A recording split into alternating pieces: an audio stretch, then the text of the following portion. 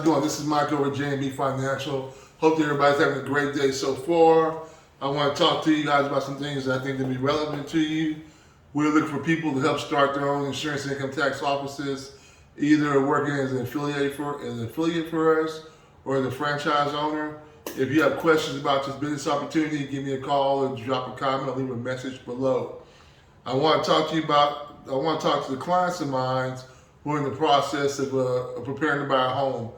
If we're your tax preparer company or your insurance company, I'm a firm believer that we should be in the middle of the process, right next to a real estate agent and right next to a mortgage broker.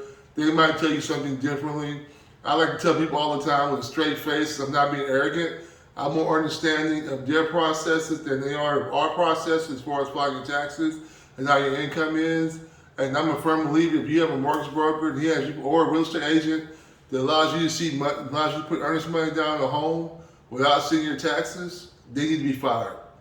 Just straight up. Because that's part of the process. And they need to see how you're structured tax-wise, ready to take a nickel of your money. And you can tell them I said that, and you can tell them my mama told me to say that. They don't like it. I'm joking. This is very truthful because I have clients come to my office asking me questions about financing. I'm like, dude, especially my self-employed clients more than anybody else, because they have a very liberal set of write-offs that the IRS allows them, and sometimes their income can be, their top line gross revenue can be extraordinarily high, but their net revenue can be less because of the allowable tax deductions they have. So with that being said, I think it's very, very important to have all parties involved, as far as your agent, your real estate agent, your mortgage broker, your banker, and your tax professional, whether it's my company or a CPA or a enrolled agent, or if it's your Aunt Maybell, whoever it is, they cannot not be involved in the process from the very beginning. You do so at your own peril. And I'm going to say this once, I'm going to say this twice. If they take one nickel of your money and apply it towards earnest money on property without seeing your tax transcripts or your tax return, they really need to see your tax transcripts from the IRS, which read from the IRS. They're going to be relative for the year you guys are applying for a mortgage. But at the very least, they should be seeing a tax return to make sure that you're going to pass the underwriting. If they're not doing that, you need to fire them, hope and take your earnest money back, or at the very least, hope to get approved the process by when you begin with from, because that's a big step they should have no business leaving out. And I said it once, I said it twice, and I'll stand by us in the video. All right. We also have multiple real estate professionals that work with our company. So if you're going to deal with somebody cold, somebody you haven't worked with before, the people we work with are trained to make sure that everybody's on the same page from the get-go. I can't think of a bigger part of tax planning for the average American citizen. We're not talking about somebody's high net worth, somebody with multiple sources of income, somebody's trying to either move income or bring extra income and deal with the tax ramifications of it. I'm talking about the average person on the street that's working one job, maybe has a side hustle, maybe has a small business, maybe selling snow cones out the back of their house or in front of the house in the summertime, or doing some catering on the side. Those are people I think that need the special attention come mortgage time. And I think it's very important to include your tax preparation firm, tax attorney or CPA in the process to make sure that you guys are all on the same page. We have some guys in place we work with that we would love to introduce you to if you don't have anybody that you have a relationship with. In other words, our relationship with these people can transfer to you, and that means my brother's your brother type deal that comes to business. If you already have somebody you feel comfortable with, make sure that we worked in your taxes, we're involved in the process. I got people walking to the door after they file the taxes, telling me, hey, we're going to file a mortgage, we're going to apply for a mortgage refi this year. And I'm like, well, that's great, that's going to be tough. You just took $30,000 in write-offs, that you were able to qualify, but unfortunately, that might put you a year away from being able to purchase a home or refinance your home. Just food for thought. We offer a wide variety of insurance products, okay? This is a relatively new deal for us. We have more auto insurance carriers than we've ever had before. They can insure anybody, people with high risk, people who have multiple violations, tickets and accidents.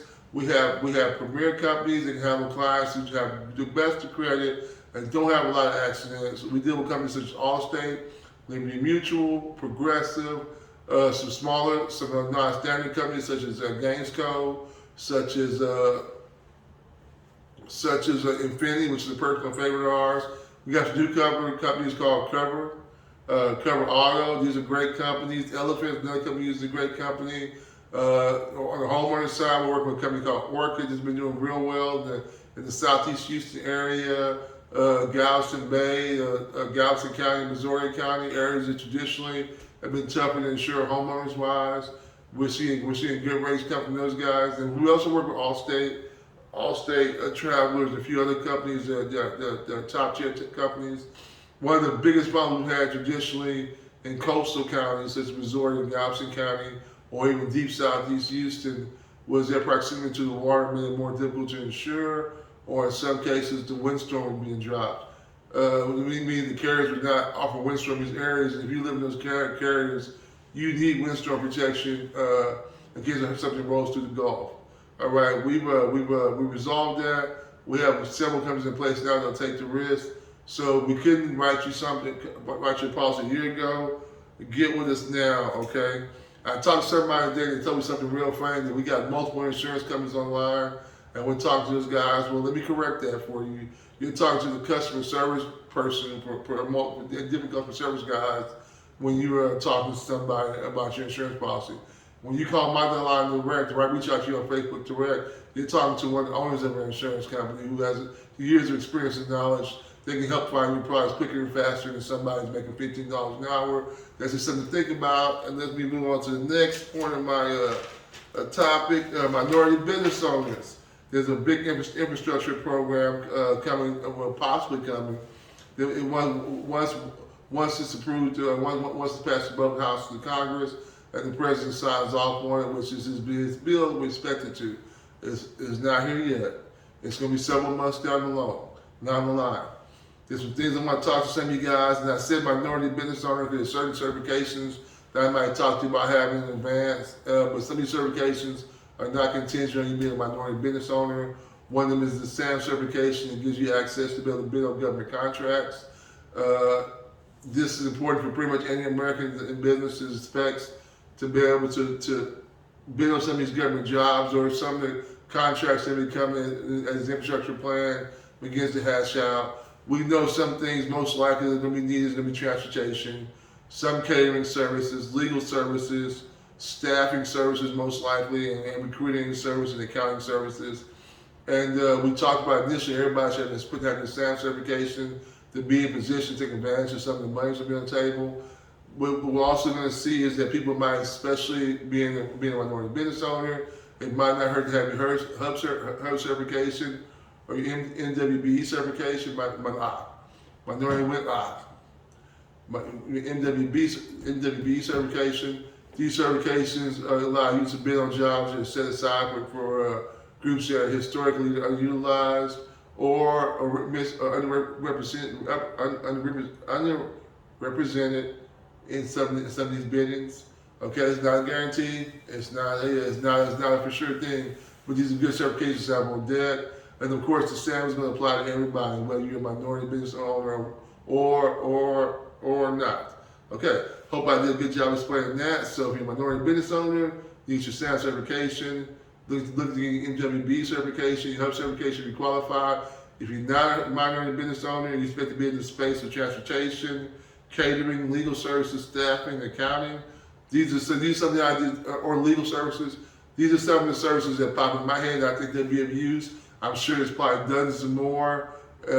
With that being said, no matter what your sex or race is, the SAM certification puts you on deck to be able to apply for government contracts. I think you should get it one way or the other. With that being said, move on to the next topic. EIDL loans and grants are accepted applications until December, so that's a great thing. If you get stuck in the reconsideration, don't give up. It's part of the process. It's supposed to take up to 90 days. In some cases, I'm seeing 120 days. If you are legit, you file your 2019 taxes, you submit an application to the, what you file in the tax advisory application, your credit score is over 570, you can demonstrate need for money. There's a good chance that you'll be a prime candidate for it, but it's a flawed system. We know with some of the systems like the PPP loan, and even last year EIDL loans, There's been constant cases of people who are getting the money, who don't get the money, who were not supposed to get the money, or weren't following the instructions. Here's my deal. If you're a business owner and you know that you were kicked in the ass by COVID-19 last year, meaning that you suffered from 90-day shutdowns, 60-day shutdowns are mandated by law, it is difficult to recover from those shutdowns. All right. If you were in the bar and restaurant industry and had reduced capacity, were allowed to open only for takeout. If you were cutting hair, you're doing nails, any industry like that, cosmetology. If you were in, let's take an example, the bar and entertainment industry, as far as promotions, as far as being on a restaurant, part of that restaurant, a club or a bar, you guys are shut down, all right, for 60 to 90 days. It is extraordinarily difficult to offset those losses, especially during that time of year after when school lets out, especially in the late spring after tax season, where the economy is normally flush with extra cash. That was probably the worst time of the year for some of us to be closed, not open. So you qualify for this program. Yes, in some cases, some situations, it's difficult to get the money. In some situations, they're asking the same questions over and over. They are making steps to work on the process. I want you to stick to your guns. Keep pushing the reconsideration. Make sure you have your tax returns not just prepared. And then, pardon me. Make sure you have your tax returns not just a copy submitted to the SBA. Make sure they're filed. It takes the SBA probably about 60 days normally to put those tax returns together in the form of a transcript the SBA can pull. That's going to mean it's going to be a delay for you. It is what it is. But what's important to realize is that especially if you just filed those tax returns this summer, you're just late. You're late to the report, it's going to cause delays. But if you're legit, you're entitled to the money, get your proof of business in place, get your DBAs, get your certificates of formation in place, get your, which we have LLC or articles of incorporation, get those things in place. Your employment records, if you're using a payroll service, if you're using Square, I use Square for my payroll. If you're with any other payroll companies, ADP, pardon me, etc., get those things lined up. Your business receipts, your business accounts, your business credit cards. If you're a business owner, you really should. There's two things you really need to have as a business owner. You need to have a business account set up for that business, and you also should have some type of entity set up where you're basically separate from your personal. In other words, an LLC or a corporation of some type. For a small business owners, probably the Class S corporation is probably your best bet. We'll discuss that later in a whole nother video. But I do want to say two things. Be prepared, okay?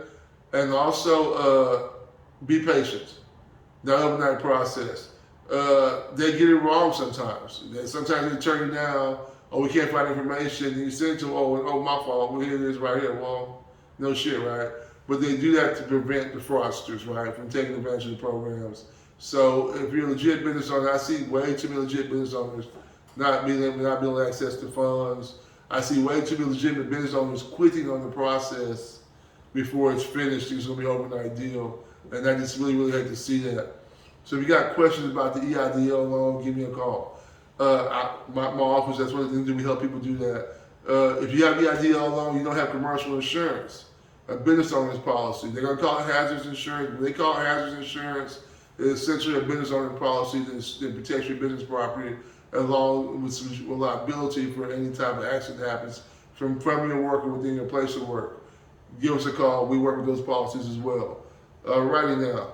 So with that being said, man, it's been a sad day. I had to bury my uncle today. He passed away from COVID-19. I'm going to probably shoot a video about the importance of being careful. PSA, that's next. But I want you guys to enjoy the rest of your day.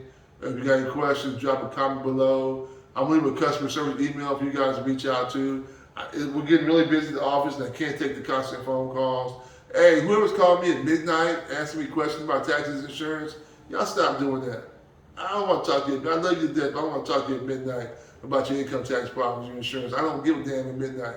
But call me at 8 o'clock in the morning, schedule an appointment, get all your stuff together, come talk to me one time. If you don't have your stuff together, I'll sit down with you to get together. That's my job. But sometimes I do stuff that's not my job for free, or I get someone else to help you out. We're going to help you, but we got to be realistic on what we can expect. You can't get blood out of a turnip, you know, and you can't get information from somebody that's died of a heart attack at 40, at 47 because you worked in the desk. So let's just be realistic and know we have realistic hours and we can't take a whole lot of calls on Sunday. People don't go to church from 11 to about 2 on Sundays. I try to at least watch church.